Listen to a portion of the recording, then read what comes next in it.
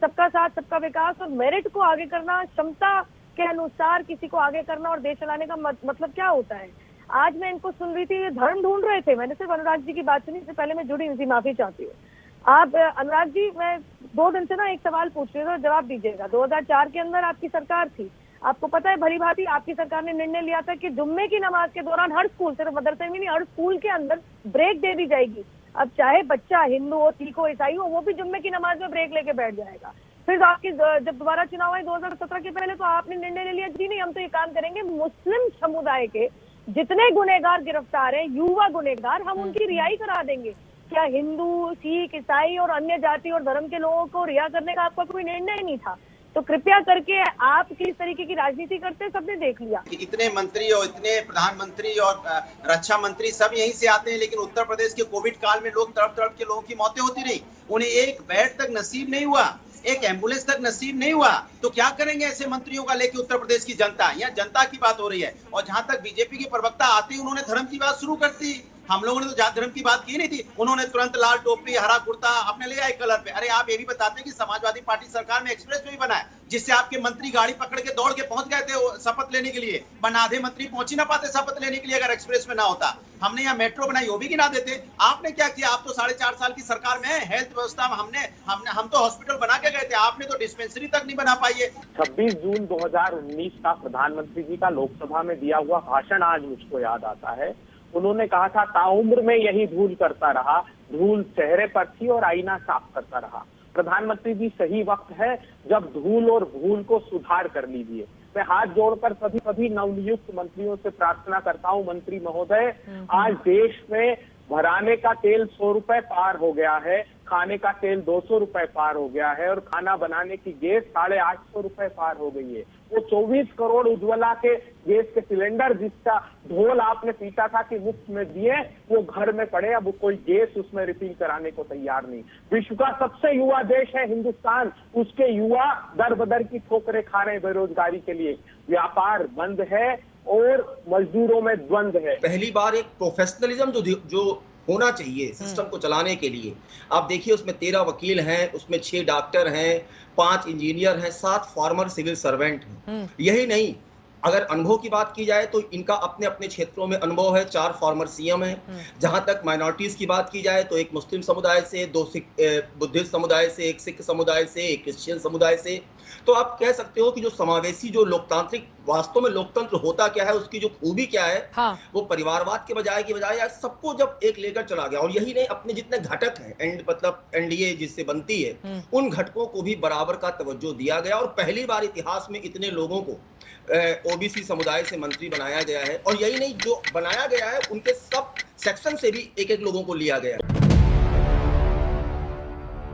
कोई मंत्री अगर हटता है मंत्री परिषद से और उसको संगठन की जिम्मेदारी दी जाती है, या इस बार एक मंत्री हमारे थावरचंद गहलोत जी थे जिनको गवर्नर बनाया गया, इसका ये निष्कर्ष नहीं निकाला जा सकता कि उनके मंत्रालय चलाने में कोई कमी रह गई थी।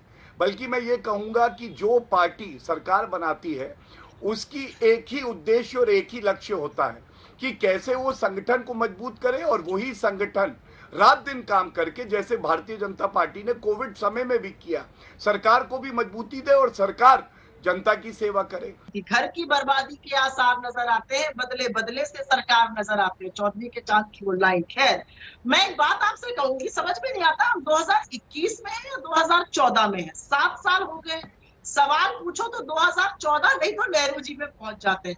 अपनी जिम्मेदारी कब लेंगे, ये तो सवाल बनेगा ही ना, पूछा तो जाएगा आपसे। और मैं एक चीज और पूछना चाह रही थी, बड़ी ही विनम्रता से। हम अपने बच्चों को जब बड़ा करते हैं तो उनसे कहते हैं बहुत मेहनत से काम करना, लगन से काम करना, ईमानदारी से काम करना, जिससे उन्नति मिले।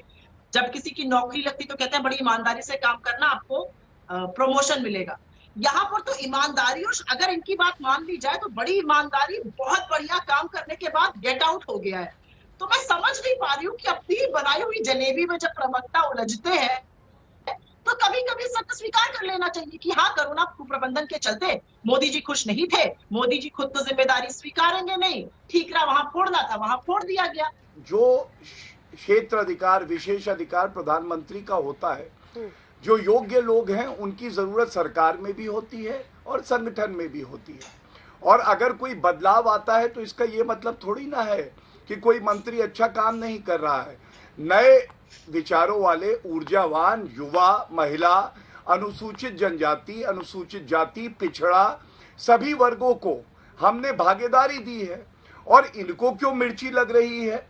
देखिए, बात बिल्कुल स्पष्ट है कि जब जब आती है नरेंद्र मोदी जी की आंधी और उड़ जाता है राहुल गांधी, तो ये लोग दर्द अपना दिखाने लगते हैं। इधर पेट्रोलियम मंत्रालय के नए प्रधान पहले दिन चार्ज ले रहे थे। उधर पेट्रोल के दाम एक बार फिर रिचार्ज हो गए।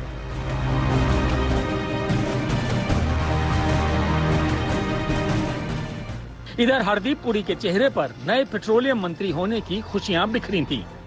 उधर तेल और रसोई गैस की महंगाई से आम जनता के चेहरे पर मायूसी छाई थी।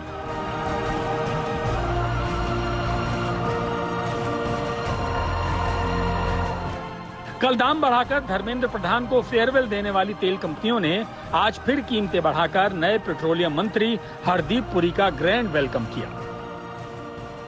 लेकिन देश भर में किसान संगठनों के विरोध प्रदर्शनों ने हरदीप पुरी के पदभार ग्रहण इवेंट के रंग में भंग डाल दिया।